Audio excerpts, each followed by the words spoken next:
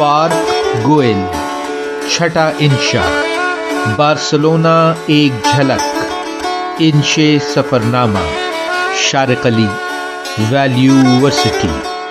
دونوں اطراف خوشنما عمارتیں اور بائیں ہاتھ پر ایک جدید ہسپتال کے سامنے بنا بے حد دلکش لان۔ 20 منٹ کی مسلسل پیدل چڑھائی نے ارد گرد کے منظر کی خوشگواری کے باوجود تھکاوٹ پیدا کر دی تھی۔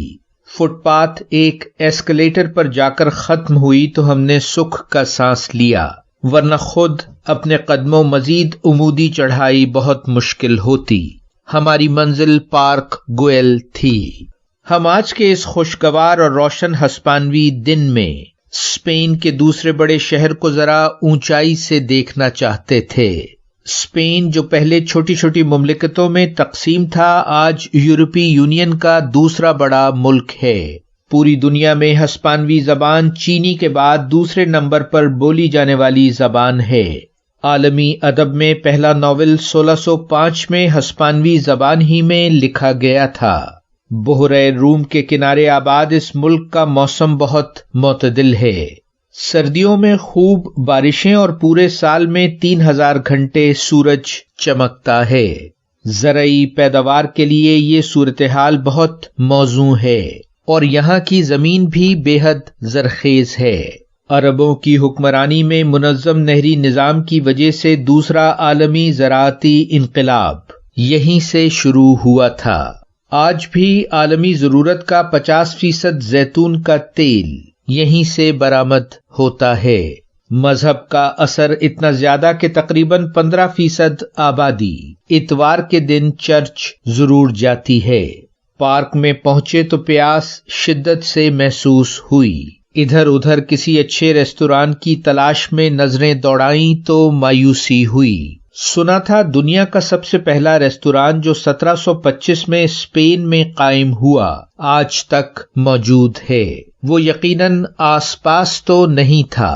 مجبوراً ایک بڑے سے درخت کے تنے سے ٹیک لگائے اور ٹھیلے سے خریدے مشروب ہاتھ میں تھامے ہم دور تلک پھیلے شہر اور سمندر کے نظارے سے لطف اندوز ہوتے رہے۔ خاصی بلند پہاڑی پر واقع یہ پارک سن 1900 میں ایک رہائشی پروجیکٹ کے طور پر اینٹونی گاؤڈی کی زیر نگرانی شروع ہوا اور 1926 میں اسے پبلک پارک کا درجہ دے دیا گیا۔ 1984 میں یونیسکو نے اسے ماڈرنسٹ آرکیٹیکچر کی علامت کے طور پر عالمی ورثے کا درجہ دے کر محفوظ کر لیا۔ سب سے منفرد بات یہ نظر آئی کہ کہیں کہیں پہاڑوں کو کاٹ کر مجسمہ سازی کے سے انداز میں ستونوں کو کچھ اس طرح سے صورت دی گئی تھی کہ وہ زمین سے اگے کھجور کے درختوں جیسے لگتے تھے۔ اونچائی پر ہونے کی وجہ سے پارک گوئل کو شہر کے دیگر علاقوں کے مقابلے میں سب سے زیادہ صحت افزا مقام سمجھا جاتا ہے۔ اس پارک میں 60 مکانوں کی تعمیر کا منصوبہ تھا، جنہیں پیچیدہ راستوں اور تراشی ہوئی سیڑھیوں کی مدد سے ایک دوسرے سے ملا دیا گیا تھا۔ پہاڑی مقام ہونے کی وجہ سے اس کام میں بہت سی رکاوٹیں موجود تھیں، لیکن گاؤڈی کے کمال فن نے اس ناممکن کو ممکن کر دکھایا تھا۔ سارا پروجیکٹ اس طرح تعمیر کیا گیا تھا کہ نہ تو سورج کی روشنی میں کوئی رکاوٹ ہو اور نہ ہی نیچے شہر اور سمندر کے نظر آتے خوبصورت مناظر نظروں سے اوجھل ہوں۔ مرکزی دروازے کی سمت واپسی پر ہماری رائے کچھ یہ تھی کہ پہاڑی اونچائی سے شہر اور سمندر کے نظارے تو بے حد دلفریب ہیں، لیکن وسیع علاقے پر پھیلا گاؤڈی کا یہ تعمیراتی شاہکار کچھ زیادہ متاثر کن نہیں۔ شاید اس لیے کہ ہم سمجھے تھے کہ یہ ایک سرسبز و شاداب باغ ہوگا، لیکن یہاں درختوں اور خال خال سبزے کے بیچ مٹیالے راستوں کے تعمیراتی سلسلوں تک جاتے بیزار کن مرحلے تھے۔ بکھری عمارتوں میں ٹوٹے ہوئے سیرامک ٹائل سے بنے ڈیزائن منفرد لگے۔